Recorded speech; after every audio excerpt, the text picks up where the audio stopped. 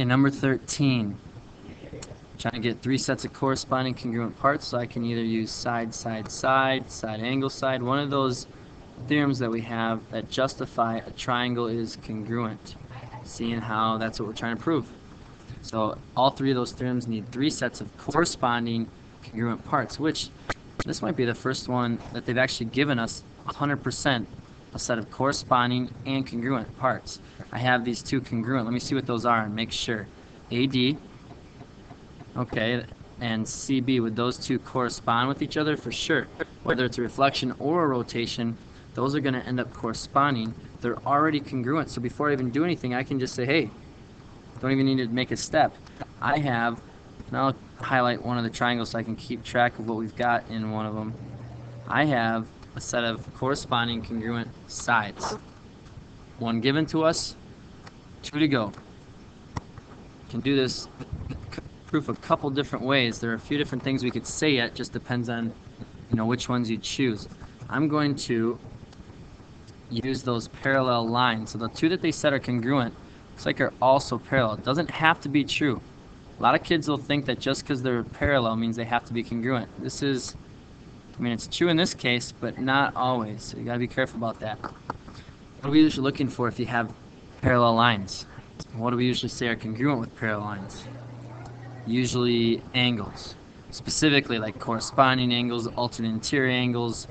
If you look here, all the angles in my picture are inside the parallel line, so definitely either alternate interior or consecutive interior, but consecutive interior angles are usually supplementary. I don't know if we want to do that. We want congruent parts. So probably we're looking for alternate interior angles cut by a transversal. So let's pick a transversal here, a line to cut through both parallel lines like AC. Inside and then opposite sides of that transversal. We're going to be able to say that angle A is congruent to angle C by the alternate interior angle theorem. You also have vertical angles if you wanted to use that.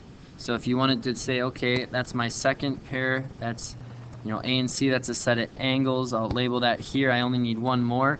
Your vertical angles could be your other one. You could say angle, angle, side, or I'm going to do this a little bit quicker. I've talked about this in class a couple times and maybe in another proof, but you could actually use your other set of alternate interior angles. If you notice, D and B are also alternate interior angles, so in the same step you could say angle B is congruent to angle D, and the reason you can do it in the same step is it's the same justification, alternate interior angle theorem, that lets you say those two are the same. They're congruent, they correspond when you rotate it. You already have three sets just in those two statements. One, they gave you two sets of alternate interior angles that are both formed by that set of parallel lines we had.